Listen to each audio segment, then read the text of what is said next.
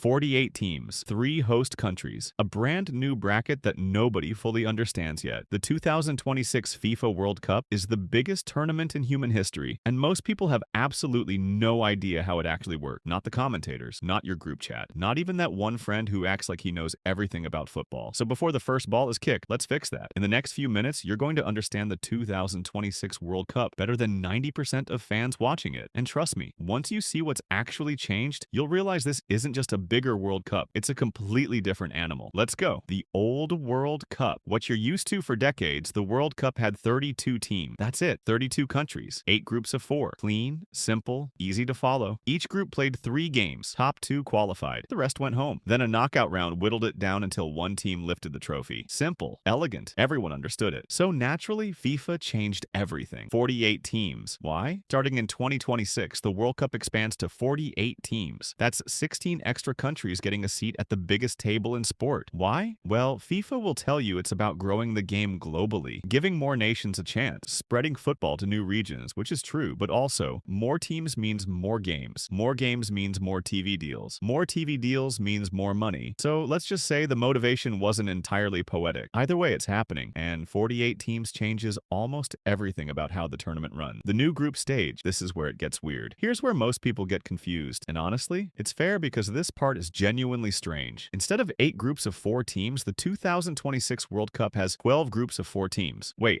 that's still 48, right? Yes, correct. But here's the twist. Each group only plays 3 games per team, same as before. But now only the top 2 teams from each group automatically advance. That gives you 24 automatic qualifiers from 12 groups. But 48 teams going into a knockout bracket needs to be a round number. So FIFA needed 8 more teams to round things out to 32 for the round of 32. Those 8 spots go to the best third-place finishers across all 12 groups. Yes, you can finish third in your group and still stay in the tournament. We'll come back to that because it deserves its own moment. The best third-place rule. Stay with me. This sounds simple. It isn't. 12 groups all produce a third-place team. That's 12 third-place finishers total. 8 of them move on, 4 go home. So which third-place teams qualify? The ones with the best records across all groups. Points first, then goal difference, then goals scored, then FIFA criteria if it's still tied. In theory, a team could lose 2 games and draw 1, finishing third, and still make the round of 32 if their numbers look better than the other third-place teams. In practice, it means the final days of the group stage will be absolutely chaotic because teams won't just be watching their own group, they'll be watching every group simultaneously, doing live math on whether their third-place finish is good enough. Your group chat is going to be a disaster in the best possible way. The round of 32, a first in World Cup history. Once the group stage finishes, 32 teams remain. And for the first time ever, the World Cup has a round of 32, a proper first knockout round before the round of 16 even begins. This is genuinely new. Previous World Cups jumped straight from groups into a round of 16. Now there's an extra round, extra games, extra drama, extra heartbreak. For the 24 group winners and runners-up, they get a slightly more favorable bracket position. The 8 third-place qualifiers drop into the tougher side of the draw, which means qualifying as a third-place team isn't just surviving. You're immediately thrown into a harder path. Football doesn't reward mediocrity for long. 3 host countries, also unusual. While we're at it, the 2026 World Cup has 3 host nations: United States, Canada, Mexico. That has never happened before, ever. In World Cup history, the US is hosting the bulk of the game. 11 of the 16 host cities are American. The final is at MetLife Stadium in New Jersey. Canada and Mexico each host a handful of group stage matches. Why 3 countries? Partly because the US submitted a joint bid after losing the 2022 hosting race to Qatar. Partly because hosting 104 total games, yes, 104, up from 64, requires serious infrastructure. Spreading across 3 countries makes logistical sense. It also means fans might need a passport just to follow their team through the group stage, which is either an adventure or a nightmare depending on your budget. 104 games. The scale is almost absurd. Let's just sit with this number for a second. 104 games. The 2022 World Cup in Qatar had 64. That's 40 extra matches. 40. From late June through mid-July, football will be playing somewhere on the planet almost every single day. For casual fans, this is paradise. For people with jobs and responsibilities, good luck. Every round from the group stage to the final will feel like a separate tournament on its own. By the time the final arrives, teams will have played up to 7 matches. Same as before, but the journey to get there is longer, harder, and more unpredictable than any World Cup in history. So let's come back to where we started. 48 teams, 3 host countries, a bracket nobody fully understood. Here's the one sentence you need to remember. The 2026 World Cup doesn't just have more teams. It has a completely new logic, and the old rules for predicting it don't fully apply anymore. Third-place teams can survive. Dark horses forces have more chances. Upsets are more likely, and the best team in the world still has to navigate 7 matches across a month-long gauntlet across 3 countries. Here's the question worth sitting with. Does a bigger World Cup make it better, or does it just make it noisier? Drop your answer below. I'm genuinely curious. And if this actually made the 2026 World Cup make sense for you, subscribe, because we've got explainers on every confusing part of this tournament coming before the first whistle blows. Don't watch it confused when you don't have to.